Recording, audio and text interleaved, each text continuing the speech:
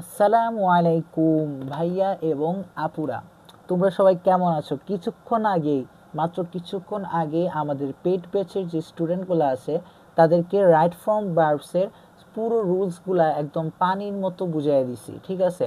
তাই তাদেরকে এখন একটা এই যে এরকম এই যে তোমার কি কুমিল্লা বোর্ডে, সিলেট বোর্ডে এবং ময়মনসিংহ বোর্ডে 2022 সালে, 15 সালে এবং 20 সালে যে কোয়েশনটা আসছিল ওইটা তাদেরকে ভালোভাবে প্র্যাকটিস করাই দিব ভাইয়া। সো ভাবলাম শুধু তাদেরকেই প্র্যাকটিস করাবো, তোমরা যারা ইউটিউব থেকে আছো, আমার হোয়াটসঅ্যাপ গ্রুপে যারা ফ্রি কোর্সে যারা যুক্ত আছো এবং ফেসবুক পেজে যারা আমার সাথে আছো, তারা কি একটু দেখবা না? সো তাই তোমাদের জন্য এই ভিডিওটা করতেছি, যেন তোমরাও কি তাদের পাশাপাশি এই বোর্ড কোয়েশনটা প্র্যাকটিস করতে পারো। মনে রাখো, এই যে দেখো 2015 সালে আসছিল, 2020 সালে আসছে, 2022 সালে আসছে, এখন কিন্তু 2026 সাল, ঠিক আছে? এই 2026 সালে কিন্তু একটা না একটা বোর্ডে চলে আসবে, একটা না একটা বোর্ডে এইটাই আসবে, সেম টু সেম। ভাইয়ের কথাটা মিলাই দেখো, ঠিক আছে? কুমিল্লা বোর্ডে আসছে, সিলেট বোর্ডে আসছে, ময়মনসিংহ বোর্ডে আসছে। এর ঢাকা বোর্ডে যদি এবার দিয়ে দেয়, করার কিচ্ছু নাই। যদি চট্টগ্রাম বোর্ডে এবার দিয়ে দেয়, করার কিচ্ছু নাই, আসতেই পারে, ঠিক আছে? রাজশাহী বোর্ডেও আসতে পারে, দিনাজপুর বোর্ডেও আসতে পারে, ঠিক আছে? সো এইটা আমার কেন জানি মনে হচ্ছে ভাইয়া, এই রাইট ফর্ম ভার্বসটা হুবহু কোনো না কোনো বোর্ডে 2026 তোমরা যারা এবার এক্সাম দিবা, তোমাদের কারো না কারো চলে আসবে। সো এই ক্লাসটা একটু মনোযোগ দিয়ে করো, এমনভাবে করো যেন এখন দেখবা, দেখার পরে তুমি যখন এক্সাম হলে যাবা ভাবো যে এইটাই আসবে, এবং তুমি জাস্ট উত্তরগুলো জাস্ট বসায় রাখে এসে বলবা ভাই, এমনভাবে তোমাকে বুঝাইয়া দিব, ঠিক আছে? সো এগুলো করার ক্ষেত্রে উইথ ক্লোজ বা এই যে রাইট ফ্রম ভার্বস এগুলো করার ক্ষেত্রে ভাইয়া তোমাদেরকে সব সময় যেটা বলি, সবার আগে উপরেরটা, এই যে উপরে যে টেবিল আছে এগুলোর অর্থ জানবা। নো অর্থ কি ভাইয়া বলো তো? নো অর্থ জানা, একবার পড়বা এবং অর্থগুলা জানার চেষ্টা করবা। এবং হিন্ডার অর্থ কি ভাইয়া? হিন্ডার অর্থ হচ্ছে ভাইয়া বাধা দেওয়া। কি হিন্ডার অর্থ হচ্ছে বাধা দেওয়া। হেয়ার অর্থ কি ভাইয়া? হেয়ার অর্থ হচ্ছে শোনা। এবং বিগিন অর্থ হচ্ছে ভাইয়া শুরু করা। বিগিন অর্থ কি? বিগিন অর্থ হচ্ছে ভাইয়া শুরু করা। কল অর্থ হচ্ছে ভাইয়া ডাকা।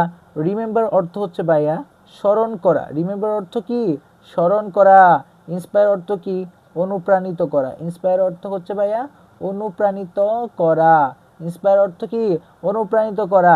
বি অর্থ হচ্ছে ভাইয়া এই যে এম, ইজ, আর এইগুলো বসবে, ঠিক আছে? বিয়ার অর্থ কি? বিয়ার অর্থ তো ভাল্লুক, কিন্তু ভাইয়া আরেকটা অর্থ আছে, বিয়ার অর্থ সহ্য করাও বসে। সহ্য করার অর্থে কি? বিয়ার বসানো যায়, ঠিক আছে? তারপরে দেখো ভাই জয়েন, জয়েন অর্থ কি? মানে যোগ দেওয়া, যোগ দেওয়া, ঠিক আছে? জয়েন অর্থ কি? যোগ দেওয়া। তাহলে এখন একটু খেয়াল করো, তুমি তুমি একটু খেয়াল করো, এখানে কি বলছে? ইউ মাস্ট হ্যাভ, তোমার অবশ্যই থাকা উচিত, dash the name of Kazi Nazrul ইসলাম। আচ্ছা, তোমার উপরে এমন কি একটা দায়িত্ব আছে যে তোমার কাজী নজরুল ইসলামের নাম সম্পর্কে বলা হইতেছে ভাইয়া? আচ্ছা বলো তো, তোমার আশেপাশে তুমি ছোট্ট থেকে কি কাজী নজরুলের নাম শুনো নাই? তুমি অবশ্যই শুনছো। তাহলে এখানে এটাই বলতেছে, you must have hear the name of Kazi Nazrul Islam. তোমার কাজী নজরুল ইসলামের নাম শোনা অবশ্যই জরুরি, কেননা কাজী নজরুল ইসলাম কি? আমাদের জাতীয় কবি। কাজী নজরুল ইসলাম কি? আমাদের জাতীয় কবি। কাজী নজরুল ইসলামের অনেক অনেক উপন্যাস আছে যেগুলো এখনো আমাদের দেশে চর্চা হচ্ছে। তাই কি বলতেছে? ইউ মাস্ট হ্যাভ, এখানে কি তাহলে শোনা উচিত তোমার কাজী নজরুল ইসলামের কথা। আচ্ছা ভাইয়া বলো তো, মাস্ট হচ্ছে ভাইয়া মডাল ভার্ব, আমরা জানি মডাল ভার্বের পরে সবসময় বি ওয়ান বসে, বাট মাস্ট হ্যাভ, মাস্টের পরে হ্যাভ আসছে। ভাইয়া কি বলছি বলতো ভাইয়া, যে যে মাত্র যে পেট ব্যাসে ক্লাস করাইলাম তোমাদেরকে, পেট ব্যাসে কি বলছি বলতো? হ্যাভের পরে কেমত পর্যন্ত কি হবে? হ্যাভের পরে সবসময় বি3 হবে। হ্যাভের পরে যত হ্যাভ আসুক দুনিয়াতে, হ্যাভের পরে সবসময় বি3 ভার্বের বি3 ফর্ম বসে, ঠিক আছে ভাইয়া? তাহলে এখানে বলতে যে হিয়ার, হিয়ারের বি3 ফর্ম কি ভাইয়া? হিয়ারের বি3 ফর্ম হচ্ছে হিয়ার্ড। হিয়ারের বি3 ফর্ম কি? হিয়ারের বি3 ফর্ম হচ্ছে হিয়ার্ড। তাহলে কি বলছে এখানে? You must have hear the name of Kazi Nazrul Islam, তোমার অবশ্যই কাজী নজরুল ইসলামের নাম শোনা উচিত। তারপরে দেখো এই যে ভাই আমরা যে হিয়ার ইউজ করছি, হিয়ারটা ভাইয়া এখানে কেটে দিব, যেন আমাদের পরবর্তীতে যেন ঝামেলা না হয়। ভাইয়া এইভাবে আমরা করব ভাইয়া, যেভাবে পড়াইতেছি এক্সাম হলেও ভাইয়া সেম ভাবে এভাবেই আনসার করে দিয়ে আসবো, ঠিক আছে ভাইয়া। তারপরে দেখো হি হচ্ছে subject dash our national poet. আচ্ছা ভাইয়া বলো তো, ভাইয়া কি পড়াইছি না, যখন দেখবা সাবজেক্ট মাঝখানে গ্যাপ আছে এবং তারপরে তোমার একটা সাবজেক্ট সম্পর্কে কিছু বলা হইতেছে, সাবজেক্ট সম্পর্কে যদি কিছু বলা হয় তাহলে এটা হচ্ছে ভাই সাবজেক্টের কমপ্লিমেন্ট, তাই না? সাবজেক্টের কি কমপ্লিমেন্ট, কমপ্লিমেন্টের ক্ষেত্রে মানে এটার সাথে কি এটা হচ্ছে একটা সংযোগ হয়েছে, তাহলে মাঝখানে আচ্ছা ভাইয়া এটা কিছু তো সংযোগ করছে, এটা ভার্ব সংযোগ করছে, তো সংযোগকারী ভার্ব কোনগুলা ভাইয়া বলো তো? লিঙ্কিং ভার্ব হচ্ছে ভাইয়া সংযোগকারী ভার্ব, ভাইয়ের পেট বেঁচে পড়ানো হয় না, লিঙ্কিং ভার্ব কি সবসময় সংযোগ করে, তো লিঙ্কিং ভার্বগুলো কি কি ভাইয়া বলছিলাম না, বলছিলাম কি বলতো? Am, is, are, was, were এগুলা, তারপরে বিকাম, সাউন্ড, হ্যাঁ, তারপরে হচ্ছে স্মেল, গো, গ্রো, তারপর হচ্ছে লুক, অ্যাপিয়ার, এগুলো আরো অনেকগুলো আছে ভাই, একটা শর্টকাট ট্রিক্স দিয়ে দিছিলাম না তোমাদেরকে, তারপরে এইগুলা দিয়েই তো ভাইয়া আমরা লিঙ্কিং ভার্বগুলো একদম মনে রাখতেছি। তো এখানে কি বসবে ভাইয়া বলতো? হির পরে এখানে একটা লিঙ্কিং ভার্ব আসবে এবং আওয়ার ন্যাশনাল পয়ের, তাহলে কি হইতে পারে এখানে দেখো তো? নো, এটা লিঙ্কিং ভার্ব না, হিন্ডার এটাও লিঙ্কিং ভার্ব না, হিয়ার তো ইউজ করে ফেলছি, বিগিন এটাও ভাই আমাদের লিঙ্কিং ভার্ব না, কলও আমাদের লিঙ্কিং ভার্ব না, রিমেম্বারও আমাদের কি লিঙ্কিং ভার্ব না, ইন্সপায়ারও কি আমাদের লিঙ্কিং ভার্ব না, এখানে কি বিয়ার আমাদের লিঙ্কিং ভার্ব না, জয়েন আমাদের লিঙ্কিং ভার্ব না, বি বলতে কি বুঝাইতেছে? বি বলতে am, is, are, was, were কে বুঝাইতেছে, তাহলে এখানে কি বসাইতে পারি? হি কি ভাই সিঙ্গুলার, সিঙ্গুলারের সাথে কি বসে সবসময় বলো তো? হির পরে ইজ বসবে, তাহলে কি লিখবো? He is our national poet, সে হলো আমাদের কি জাতীয় কবি, ঠিক আছে। তারপরে দেখো he dash as a rebel poet as well. আচ্ছা, সে আমাদের কাছে বিদ্রোহ কবি, মানে সে সবার কাছে বিদ্রোহ কবি কি হতে পারে বলতো? হিসেবে পরিচিত, সে আমাদের সবার কাছে কি বিদ্রোহ কবি হিসেবে পরিচিত, তাহলে ভাইয়া সে আমাদের কাছে যে বিদ্রোহ কবি হিসেবে পরিচিত, তাহলে কি দিতে পারি ভাইয়া বলতো? নো, নো আছে, নো অর্থ কি জানা বা পরিচয় এরকম বোঝায়, তাহলে বলতো এখানে সে কি নিজে নিজে পরিচিত হয়েছে নাকি মানুষ তাকে চিনছে এই কারণে সে পরিচিত হয়েছে? তাহলে মানুষ তাকে চিনে এই কারণে, সবাই তাকে চিনে এই কারণে তো সে সবার কাছে পরিচিত, তাই না? তাহলে এখানে সাবজেক্টটা নিজে কাজ করতেছে না, এখানে অ্যাজ ওয়ার মানে সবাই সবাই সবাই অন্যরা কাজ করতেছে, তাহলে এখানে কি দিব ভাইয়া বলতো? এটা পেসিভ করব, তাহলে এই যে নো আছে, হির পরে কি বসে ভাইয়া? ইজ বসে, আর নো ইজের পেসিভ করতে গেলে এম, ইজ, আর প্লাস বি3 হয় না ভাইয়া? বি3 কি? বি3 হচ্ছে ভাইয়া নোন, তাহলে কি হবে? He is known as a rebel poet as well, ঠিক আছে। তারপরে দেখো he dash in a poor family, he dash in a poor family, সে কি গরিব পরিবারে কি করেছিল? সে গরিব একটি পরিবারে কি করেছিল ভাইয়া? এই যে এটা আমরা কেটে দিই, যে বিটাও আমরা কেটে দিই, তো সে গরিব পরিবারে কি করেছিল বলো তো ভাইয়া? জন্মগ্রহণ করেছিল না? জন্মগ্রহণ করেছিল, তাহলে কি হবে? এটাও ভাইয়া দেখো জন্মগ্রহণ কি সে একা একা করছে? সে একা একা করে নাই, এটা কি তাহলে পেসিভ হবে, তাই না? তাহলে এই যে বর্ণ কোথায় আছে? বর্ণ আছে আমাদের এখানে, এই যে বিয়ার কি ভাইয়া? এটা বর্ণ লিখবো, ঠিক আছে, এটা ভাইয়া তো ভুল লিখছি, ঠিক আছে, এটা বর্ণ হবে, বর্ণ, ঠিক আছে, এটা বর্ণ হবে। তো কি হবে? হির পরে ইজ হয়, ইজের পরে ভার্বের বি3 ফর্ম, বর্ণের বি3 form, he is born in a poor family, কি হবে? He is born in a poor family. তারপরে দেখো বাট কিন্তু সে একটি গরিব পরিবারে জন্মগ্রহণ করেছিল, বাট কিন্তু ডায়ার নিডস মানে কি? অতি প্রয়োজনীয় বা ধরো যে বেসিক নিডসগুলো, আমাদের যে মৌলিক অধিকারগুলো আছে এটাকে বোঝাচ্ছে। ডায়ার নিডস কুড নট, মানে ডায়ার নিড কি করতে পারেনি, ড্যাশ হিজ পটেনশিয়ালিটি মানে কি তার সম্ভাবনাগুলোকে কি আটকাতে পারেনি, তাই না? তো ডায়ার নিডস কুড নট কি হতে পারে ভাইয়া বলো তো? এই যে মডেল ভার্বের পরে সবসময় আমরা জানি বি1 বসে, মডেল ভার্বের পরে কি বসে? বি1 বসে, তাহলে but dire needs could not dash his potentiality, তার সম্ভাবনাগুলোকে কি, তার যে বেসিক নিডসগুলো আছে সেগুলো কি আটকাতে পারেনি। আটকাতে পারা, বাধা দেওয়া, এখানে কি হিসাবে ইউজ করা হয় বলতো? কোনটার ক্ষেত্রে ইউজ করা হয় বলতো? এই যে হিন্ডার অর্থ কি বাধা দেওয়া বা আটকানো, তো এটাকে কি বসবো? এই যে হিন্ডার যেরকম আছে ভাইয়া এরকমই বসাই দিব, কুডের পরে কি বসে?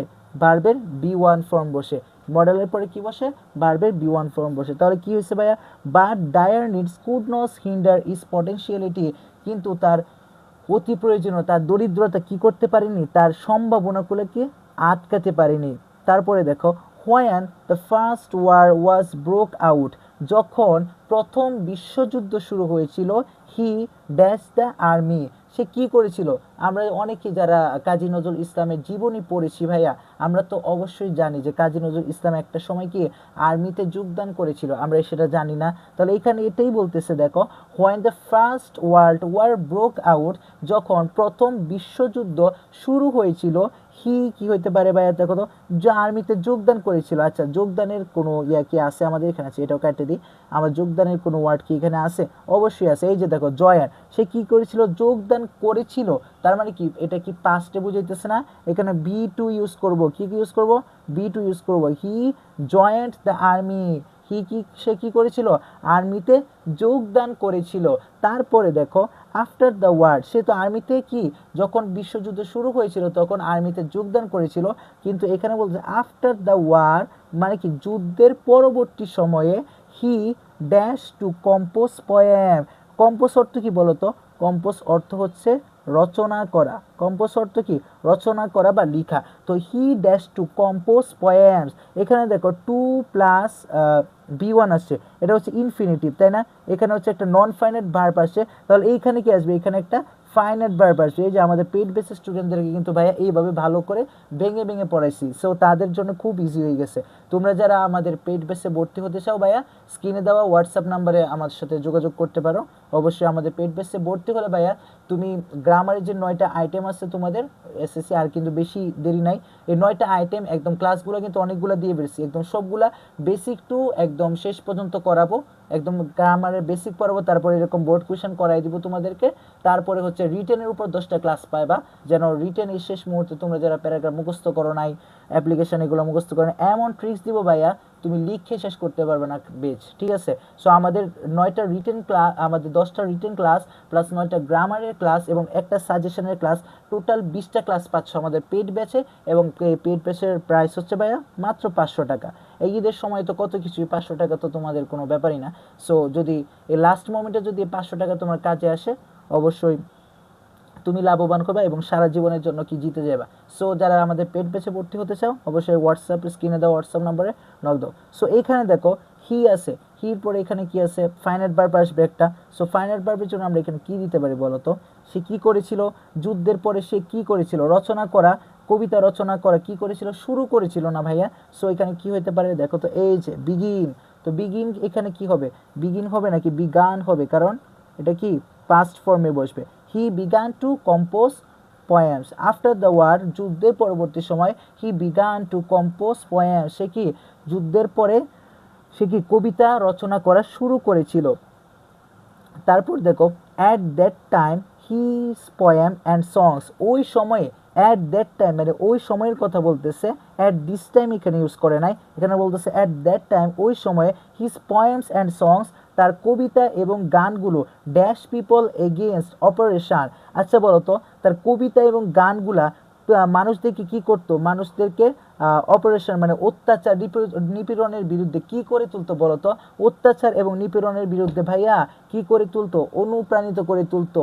তাদের কি তাদেরকে এই যে অত্যাচার নিপীড়নের বিরুদ্ধে প্রতিবাদ করার জন্য এই কবিতা এবং গানগুলো কি করতো, অনেক বেশি ইন্সপায়ার করতো, অনেক বেশি কি করতো, ইন্সপায়ার্ড করতো, ইন্সপায়ার্ড। তাহলে কি হবে, এখানে পাস্ট ফর্ম হবে না, ইন্সপায়ার্ড লিখবো ভাইয়া, ঠিক আছে, ইন্সপায়ার্ড পিপল এগেনস্ট অপারেশন। তারপরে দেখো, he dash the Shelley of Bangla literature, তাকে কি বলা হতো বলতো, the Shelley of Bangla literature মানে কি, তাকে বাংলা সাহিত্যের শেলি বলা হতো, তাকে কি বলা হতো, বাংলা সাহিত্যের শেলি বলা হতো। তো শেলির আগে এখানে বলা হতো মানে কি হতো, সে কি নিজে নিজে ডাকতো, তাকে তো ডাকা হতো। তার মানে কি এখানে কি সাবজেক্ট নিজে কাজ করতেছে, সাবজেক্ট কিন্তু নিজে কাজ করতেছে না, সাবজেক্ট কিন্তু অন্যকে দিয়ে করাইতেছে। তাহলে এখানে কি পেসিভ হবে, তো ডাকা ইংরেজি কি ভাইয়া, কল। তাহলে কি হবে, he is called, he is called the Shelley of Bangla literature, সে কি, তাকে কি বাংলা সাহিত্যের শেলি হিসেবে ডাকা হতো। তারপরে দেখো, উই শুড, আমাদের উচিত, dash him for his great deeds, deeds মানে হচ্ছে ভাইয়া কর্ম, ডিস মানে কি কর্ম, তার গ্রেট ডিস মানে মহান কর্ম, অনেক বড় বড় সে যে কবিতা গান লিখেছে এগুলো কিন্তু আমরা ভাইয়া এখনো চর্চা করি, তাই না? তো এইগুলোর জন্য এইগুলো কি বলছে, তার মহান যেই কাজগুলো আছে সেইগুলোর জন্য আমাদের তাকে কি করা উচিত ভাইয়া? একটাই বাকি আছে, একটাই শূন্যস্থানে কি একটা ওয়ার্ডই বাকি আছে, আমাদের কি করা উচিত? উই শুড, এই যে শুড মানে কি এটা মডেল ভার্ব, মডেল ভার্বের পরে ভাই আরেকটু আগেও বললাম মডেল ভার্বের পরে কি বসে? বি ওয়ান বসে। তাহলে রিমেম্বার আছে, তো এখানে আমরা কি ইউজ করব? রিমেম্বারই ইউজ করে দিব। তো উই শুড রিমেম্বার, আমাদের স্মরণ করা, উই শুড রিমেম্বার হিম, আমাদের তাকে স্মরণ করা উচিত ফর হিজ গ্রেট ডিডস, তার সব বড় মহান কর্মগুলোর জন্য কি তাদেরকে আমাদের স্মরণ করা উচিত। সো ভাইয়া ক্লাসটা এতটুক পর্যন্তই ছিল। যারা আমাদের চ্যানেলটাকে এখনো সাবস্ক্রাইব করো নাই দ্রুত সাবস্ক্রাইব করে দাও এবং আমাদের ফেসবুক পেজটাকে ফলো করে দাও এবং কমেন্টে জানাও ক্লাসটা কেমন হয়েছে।